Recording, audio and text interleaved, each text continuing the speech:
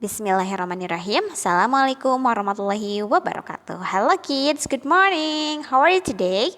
I hope all of you are doing well. Amin ya rabbal alamin. Selamat datang kembali di kelas tematik bersama Bu Iif untuk kelas Al-Malik and Al-Qudus.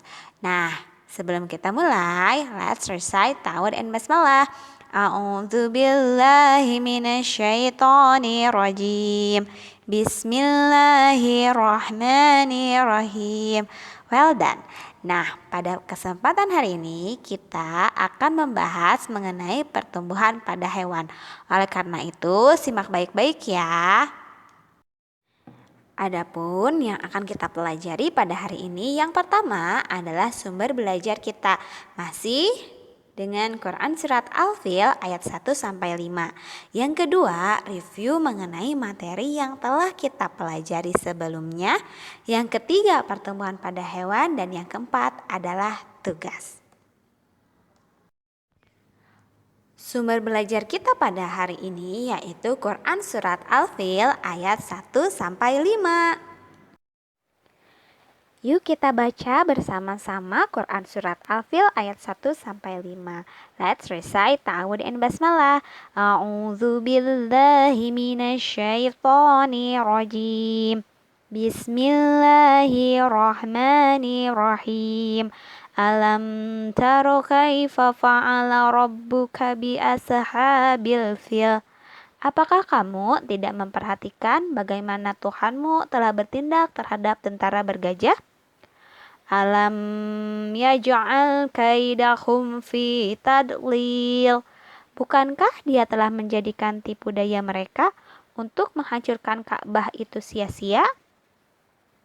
Wa arsalna alaihim tayran ababil. Dan dia mengirimkan kepada mereka burung yang berbondong-bondong.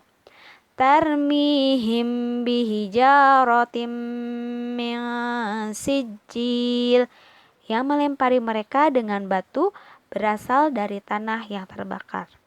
Faja'alahum ka'asfim ma'kul. Lalu dia menjadikan mereka seperti daun-daun yang dimakan ulat. Shadaqallahul azim. Yang kedua, review. Do you remember what was we learned last week? Yes, that's right. Pada pertemuan sebelumnya kita sudah belajar mengenai jenis-jenis hewan. Nah, hewan ini dibagi menjadi 3 jenis berdasarkan makanannya. Yang pertama adalah herbivora. Herbivora adalah hewan yang memakan segala macam tumbuhan. Yang kedua adalah karnivora. Karnivora yaitu hewan yang memakan daging-dagingan, serta omnivora. Omnivora adalah hewan yang memakan tumbuhan maupun daging-dagingan. Materi yang ketiga, pertumbuhan pada hewan. Pernahkah anak-anak memperhatikan bagaimana hewan berkembang biak? Hewan berkembang biak dengan 3 cara. Ada yang berkembang biak dengan cara bertelur atau ovivar. Yang kedua ada yang melahirkan atau vivipar. Dan yang ketiga adalah hewan yang berkembang biak dengan bertelur dan melahirkan atau ovovivipar. Coba sebutkan hewan yang berkembang biak dengan cara bertelur ada apa saja? Nah, contohnya ada kura-kura. Ciri-ciri dari hewan yang berkembang biak dengan cara bertelur adalah tidak memiliki daun telinga. Contoh yang kedua adalah bebek. Nah, selain tidak memiliki daun telinga, pada hewan yang berkembang biak dengan bertelur tidak memiliki kelenjar susu. Sekarang coba sebutkan hewan yang berkembang biak dengan cara melahirkan. Contoh yang pertama di sini ada unta. Nah, untuk ciri-ciri hewan yang berkembang biak dengan cara melahirkan, yang pertama adalah memiliki daun telinga. Contoh yang selanjutnya yaitu kuda. Nah, selain memiliki daun telinga, hewan yang berkembang biak dengan melahirkan juga memiliki kelenjar susu sehingga menyusui anak-anaknya. Tahukah anak-anak hewan yang berkembang biak dengan cara bertelur dan melahirkan ada apa saja ya? Nah, anak-anak, hewan yang berkembang biak dengan bertelur dan melahirkan, contohnya di sini ada kuda laut. Nah, bukan bisa memilih ya, hari ini mau bertelur, besok mau melahirkan, tidak seperti itu. Namun, kuda laut ini yang menghasilkan telur tetap yang betina. Hanya setelah telurnya keluar dari betina tidak dierami seperti ayam, tapi dititipkan kepada kantung yang ada pada kuda laut jantan sehingga nanti kuda laut jantan yang akan melahirkan bayi-bayi kuda lautnya. Contoh yang selanjutnya yaitu ikan pari. Nah, ikan pari ternyata berkembang biak dengan bertelur dan melahirkan. Selain ikan pari, kira-kira masih banyak tidak ya hewan yang berkembang biak dengan bertelur dan melahirkan? Kalau anak-anak masih penasaran, nanti bisa searching-searching ya hewan-hewan apa saja yang bertelur dan melahirkan. Hewan berkembang biak untuk melestarikan keturunannya supaya tetap terjaga dan tidak punah. Oleh karena itu, kita harus menyayangi hewan-hewan tersebut, harus menjaga dan tidak diburu supaya tidak punah deh. Setelah hewan tersebut berkembang biak baik secara melahirkan, bertelur, atau bertelur dan melahirkan, anak-anaknya tersebut mengalami pertumbuhan. Nah, pertumbuhan ini adalah proses bertambahnya ukuran berat badan, tinggi badan, atau volume pada makhluk tersebut, seperti yang awalnya kecil sekali menjadi semakin besar dan semakin besar. Oleh karena itu, untuk menambah wawasan kita mengenai hewan-hewan, hari ini kita akan belajar mengenai pertumbuhan pada hewan atau life cycle of animals.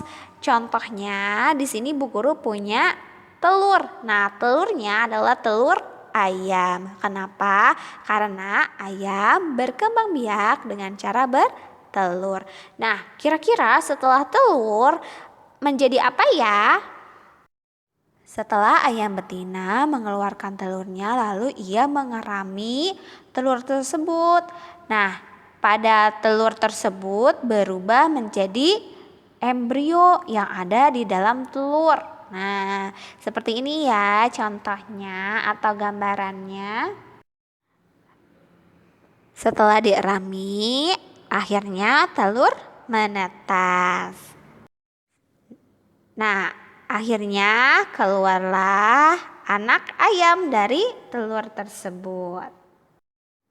Setelah sekian lama, akhirnya anak ayam tersebut mengalami pertumbuhan sehingga menjadi ayam dewasa yang akhirnya nanti menghasilkan telur lagi. Nanti telurnya menjadi embrio, terus telurnya menetas menjadi anak ayam, terus menjadi ayam dewasa lagi. Terus seperti itu untuk life cycle of chicken. Yang kedua adalah daur hidup kupu-kupu. Nah, kupu-kupu berkembang biak dengan cara bertelur. Kira-kira setelah menjadi telur menjadi apa ya? Langsung menjadi kupu-kupu tidak?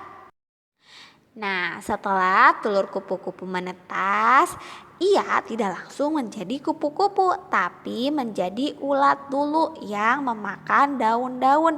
Biasanya ulat ini sangat suka makan sampai tubuhnya menjadi gemuk-gemuk ya. Setelah ulat tersebut makan banyak daun, akhirnya ia kemudian berubah menjadi kepompong. Nah, kalau kepompong yang tadi biasanya masih berbentuk seperti ulat. Namun setelah sekian lama akhirnya kepompong tersebut nampaknya sudah tidak seperti ulat lagi. Nah, setelah kepompong tersebut cukup umur, akhirnya kupu-kupu muda keluar deh dari kepompong tersebut. Setelah sekian lama, akhirnya anak ayam tersebut mengalami pertumbuhan sehingga menjadi ayam dewasa yang akhirnya nanti menghasilkan telur lagi. Nanti telurnya menjadi embrio, terus telurnya menetas menjadi anak ayam, terus menjadi ayam dewasa lagi. Terus seperti itu untuk life cycle of chicken. Dan yang terakhir kita akan belajar mengenai daur hidup katak atau life cycle of frog. Katak ini berkembang biak dengan cara bertelur. Ada yang sudah tahu setelah menjadi telur, telur tersebut menetas menjadi apa? Langsung katak tidak? Nah, setelah telur katak menetas, ia menjadi berudu dulu, tidak langsung katak ya. Dan berudu ini atau kecebong ini hidupnya di air.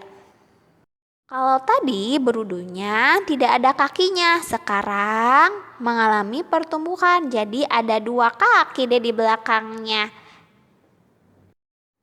Setelah sekian lama, akhirnya anak ayam tersebut mengalami pertumbuhan sehingga menjadi ayam dewasa yang akhirnya nanti menghasilkan telur lagi. Dan yang terakhir kita akan belajar mengenai daur hidup katak atau life cycle of frog. Katak ini dan yang terakhir adalah menjadi katak dewasa. Nah, tadi kita sudah belajar mengenai daur hidup katak atau life cycle of frog. Ayo sebutin life cycle of frog itu apa saja? Yang pertama tadi telur. Yang kedua menjadi berudu atau kecebong. Selanjutnya berudu 2 kaki, berudu 4 kaki, katak muda dengan ekornya, dan yang terakhir adalah menjadi katak dewasa. Tadi kita sudah belajar mengenai proses pertumbuhan hewan. Ada 3 proses pertumbuhan yang telah kita pelajari. Yang pertama tadi daur hidup ayam, daur hidup kupu-kupu, dan yang ketiga adalah daur hidup katak. Nah, proses pertumbuhan pasti dialami oleh setiap makhluk hidup, termasuk manusia. Oleh karena itu, kita harus bersyukur dan berterima kasih kepada Allah Subhanahu wa Ta'ala yang telah menciptakan sebaik-baiknya makhluk hidup yang ada di muka bumi ini. Untuk tugas hari ini, yang pertama silakan klik link quizzes yang diberikan oleh Bu Guru di grup. Kemudian jawablah pertanyaan yang ada dengan sebaik-baiknya. Setelah itu kirimkan screenshot hasil quizzes di grup. Percaya diri pada kemampuanmu ya nak, dan jangan lupa untuk berdoa sebelum melaksanakan quizzesnya. Alhamdulillahirrabbilalamin, pelajaran hari ini cukup sekian. Terima kasih banyak atas perhatian anak-anak. Semoga apa yang kita pelajari hari ini dapat bermanfaat untuk kita semua. Amin ya robbal alamin. Nah, apabila ada pertanyaan bisa langsung ditanyakan kepada Bu Guru, jangan sungkan ya. Dan Bu Guru juga mohon maaf apabila dalam penyampaiannya hari ini masih banyak kekurangan. Oh iya, titip salam juga untuk ayah bunda di rumah ya. Dan jangan lupa anak-anak ucapkan terima kasih kepada ayah bunda yang telah membimbing di rumah. Akhir kata, wabillahi taufiq wal hidayah. Wassalamualaikum warahmatullahi wabarakatuh. Let's recite hamdalah together. Alhamdulillahirabbil alamin. Bye bye. See you on Friday.